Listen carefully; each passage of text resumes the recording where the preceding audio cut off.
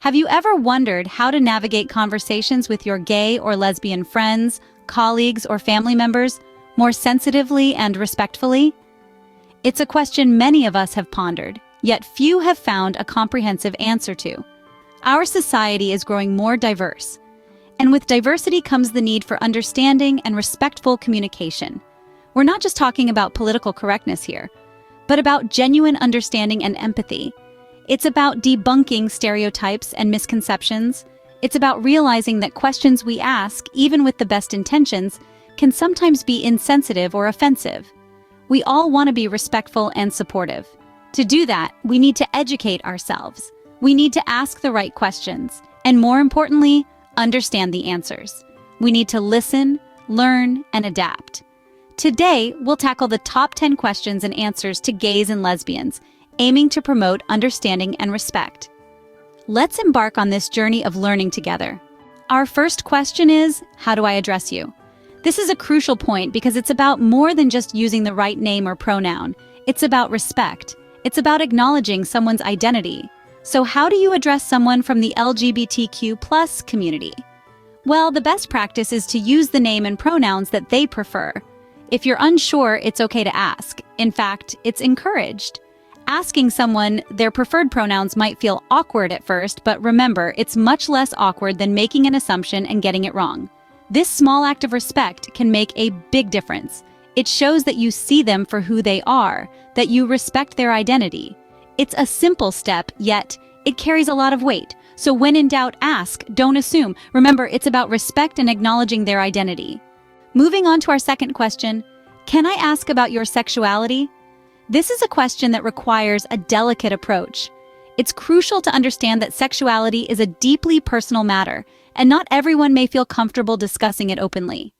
Before you consider asking this question, it's important to establish a safe and comfortable space for the conversation. Be mindful of the person's feelings and their right to privacy. Make sure your intentions are clear and that you're asking out of genuine curiosity or a desire to understand rather than making assumptions or passing judgment. It's also essential to be prepared for any answer or even a decision not to answer at all. Remember, not everyone's journey with their sexuality is the same, and it's okay if they choose not to share it with you. Always ensure to ask such questions in a respectful and considerate manner. Our third question is, how did you know you were gay, lesbian?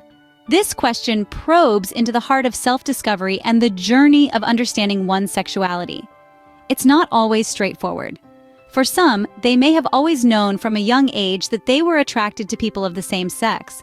Others might not recognize their feelings until later in life, during their teens or even adulthood. This journey can be influenced by societal norms, personal experiences, and emotional growth. The realization of being gay or lesbian is often a profound and deeply personal experience. It's a process of understanding and accepting oneself, of navigating through confusion, and sometimes fear. It's about coming to terms with who you are in a world that may not always be accepting. It's not about choosing a path, but about discovering the path that has always been there. Remember, everyone's journey is unique and personal. The fourth question is, how do I support you? Support often comes in the simplest forms. It starts with active listening. This means not just hearing their words, but truly understanding their experiences and emotions. It's about validating their feelings and letting them know they are not alone. Next, it's important to be an ally, standing alongside them in their journey. Allyship is about using your privilege to uplift their voices, supporting them in both private and public spaces. It's about educating yourself and others, challenging stereotypes, and confronting prejudice when you see it. Lastly, advocacy. This is taking your allyship a step further, fighting for equality and rights, and pushing for policies that protect them from discrimination. This can be as simple as voting for pro-LGBTQ+ legislation or as involved as organizing rallies or fundraisers. Support is not a one-size-fits-all approach. It is unique to each individual's needs. Remember, support is about understanding, acceptance, and advocacy. The fifth question is, are you attracted to all people of the same sex? This is a common misconception that needs to be addressed. Just as a heterosexual individual isn't attracted to every person of the opposite sex, the same applies to those who identify as gay or lesbian. Attraction is nuanced and complex, influenced by a myriad of factors such as personality, physical appearance, shared interests, and emotional connection.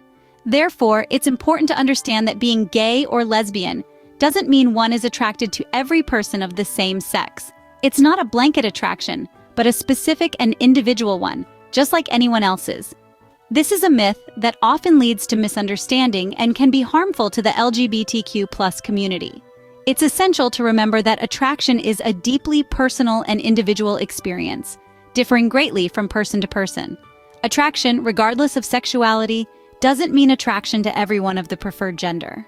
The sixth question is, can you change?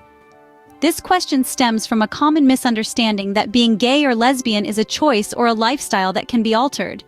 But here's the truth. Sexuality isn't a choice.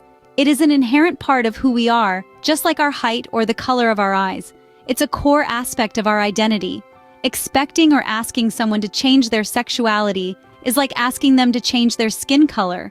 It's not only impossible, but it's also disrespectful and harmful.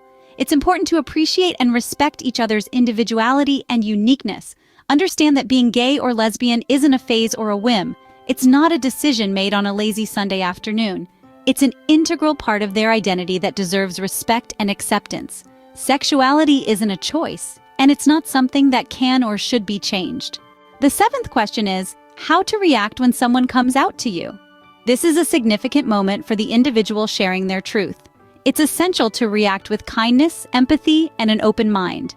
Understand that coming out can be a daunting, even terrifying experience. The person confiding in you has chosen to trust you with a part of their identity that they may have struggled with for a long time. Reacting with shock, disbelief, or judgment can be incredibly damaging. Instead, express your support. Let them know you appreciate their courage and that your relationship doesn't change because of this revelation. If you're unsure of what to say, it's perfectly fine to admit it. Honesty, coupled with a genuine desire to understand, can go a long way. Remember, your reaction could significantly impact this person's confidence and self-esteem. Reacting with kindness and understanding can make a huge difference. The eighth question is, are you going to have kids? This question, while seemingly innocuous, can carry a lot of weight. It's important to remember that just like heterosexual individuals, those identifying as gay or lesbian have diverse desires and plans when it comes to starting a family. Some may wish to have children, while others may not. There are a variety of ways that gays and lesbians can start a family. Adoption is a common choice, allowing individuals to provide a loving home for a child in need. Surrogacy is another option, especially for gay male couples, involving a third party who carries and gives birth to the child. And let's not overlook the role of fostering, which provides temporary care for children in need. It's crucial to acknowledge that family structures come in many forms, each unique and equally valuable. The key is love, support, and respect. Remember, family structures are diverse and equally valuable. The ninth question is it difficult being gay, lesbian? As with any identity that deviates from societal norms, being gay or lesbian can present its own set of challenges. These challenges vary greatly around the world and even within different regions of the same country. They stem from societal attitudes, discrimination, and sometimes laws that criminalize homosexuality. Many gays and lesbians face the struggle of acceptance, both from themselves and others. They may experience rejection from family and friends, or face bullying and harassment. They may also encounter discrimination in various areas of life, such as work, housing, and healthcare. However, it's important to remember that being gay or lesbian is just one aspect of a person's identity. Despite these challenges, many find strength in their identity and draw support from the LGBTQ+ community and allies. While we cannot change the world overnight, we can start by promoting understanding and empathy. By doing so, we can contribute to making the world a more inclusive place for everyone. Understanding and empathy can help make a difference.